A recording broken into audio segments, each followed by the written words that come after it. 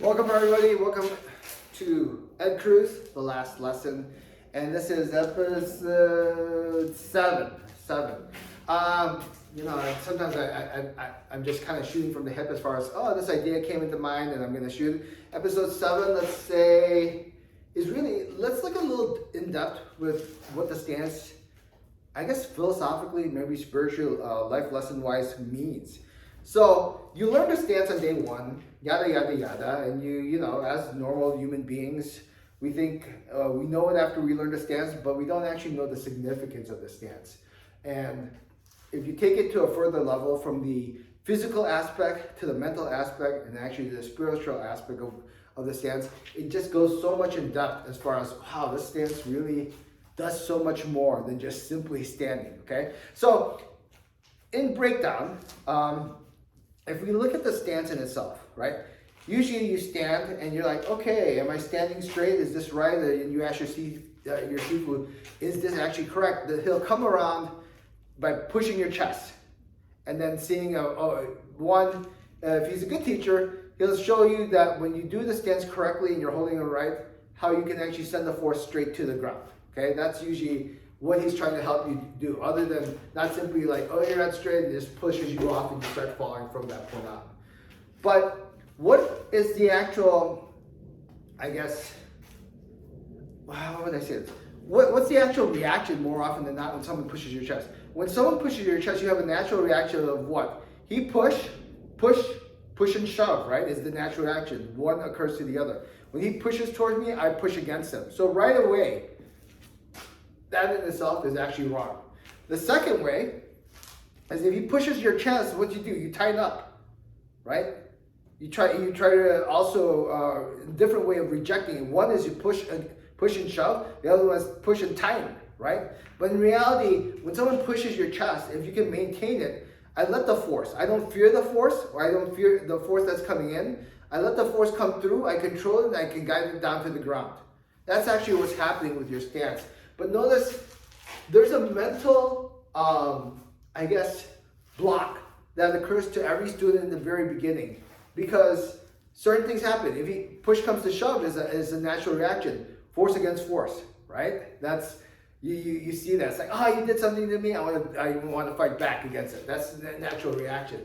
Or something, you do something to you and then you freeze up and tighten up from that. Also, natural reaction from that. So the learning process of actually going with the flow, dealing with the force, facing the force, is something that you can look at deeper when you deal with the stance itself. When we look at the stance from that aspect, right, learning how to deal with the force, more often than not, when you look at the stance, why is it so difficult, right? Why is it so difficult for the stance concept to be really, I guess, understood, comprehended overall? Because from the physical aspect, learning how to stand, right, seems like an easy thing, but actually learning that stretch is, a hurdle in itself as far as what you need to practice. The mental aspect involves you actually willing to accept the force. More often than not, when people see the force, they either kind of run away from it or hide from it, and they don't want to deal with it or like face it. Like, they'll be like, I'll do it later or something like that. Often an example is like, for example, if people, hey, did you watch the news the other day? And people were like, I don't want to watch the news. It's so negative. It's so negative. And it's like, oh, okay. And, usually I was like, okay, nothing wrong with that. You obviously, what was that famous quote from Denzel? He's like, either you watch the news, you're ill-informed. If you don't watch the news, you're ill-informed. If you watch the news, you're misinformed. It's somewhere on YouTube. But basically, you're shying away from reality because you're like, you can't actually deal with the actual, whether it's truth or lies that's happening. It's just too much for you to comprehend. That's fine. So we look at that from the mental aspect, as far as dealing and facing with the force. Then if you actually look at it a little bit deeper, you look at what the spiritual thing about wingchun with the stance in itself. What is the stance actually doing? When the force comes to me, I don't reject the force, I actually accept the force. But what happens when you reject the force? That means you're fighting the force, right? You're afraid to deal with the force. Like any kind of force, the lesson that we learn is that in order to deal with that force, it's not the outside force that we're actually dealing with, right? When the force comes into my chest, the force is still coming into my chest. And what am I doing? I am actually adjusting myself to deal with that situation at that particular time. That's on the spiritual level of that, okay? More often than not, and I tell you, this is why the spiritual level of the stance in itself talks about its independence, right? Standing on your own 2 feet. Independent structure. That means, because if I can stand on my own 2 feet, when the force comes into me, the force automatically bounces off, right? Independent structure, right? By having independent structure, that leads to 2 concepts that you're actually trying to do. It's like, when the force comes to me, I don't reject the force, but also at the same time, I make the adjustments automatically for that. So it doesn't matter what that outside force is. It makes no significance to me, because whatever it is, I'll make the adjustment from it. I can make the adjustment. I'm independent, and I don't rely ever on another structure. If you want to look at it from, I guess, current events and stuff like that, let's talk, I'm sure there's depth of this as far as what's happening. For example, let's go with the current war that's happening. Germany, whatever. Germany decided we're going to get a lot of oil from Russia.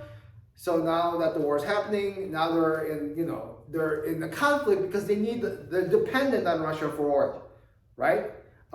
Perfect example is like, so when you're dependent on someone, it's hard to, I guess, stand on your own 2 feet. Just like the stance. If someone pockets me and all of a sudden I'm leaning towards them, I'm dependent on that individual. So I can't do what I want to do freely. Another perfect example I want to give you is when I went to Singapore.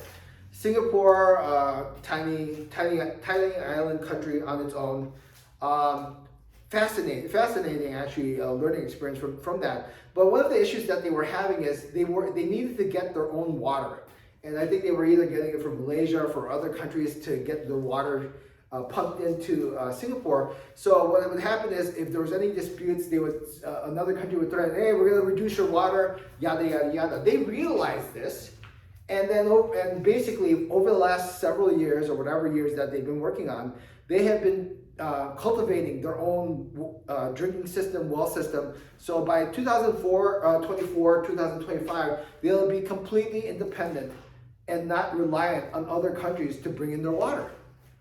And that, as an individual or as a nation or a country, is what you want to do. Yes, it's okay to ask for help, but to be able to stand on your own 2 feet is the overall end goal that you want to achieve it, right? So if you look at that, we talked about kind of like the physical aspect, the mental aspect as far as dealing with facing with force, and the actual spiritual aspect as far as you being able to stand on your own 2 feet. You look at it as what? What did we learn from that overall life aspect, overall encompassing, whatever, the yin-yang symbol of all 3 of that happening is what? The self-investment in yourself, right? So taking the Yichike Ma to a deeper level and appreciation has so much deeper meaning behind it, right?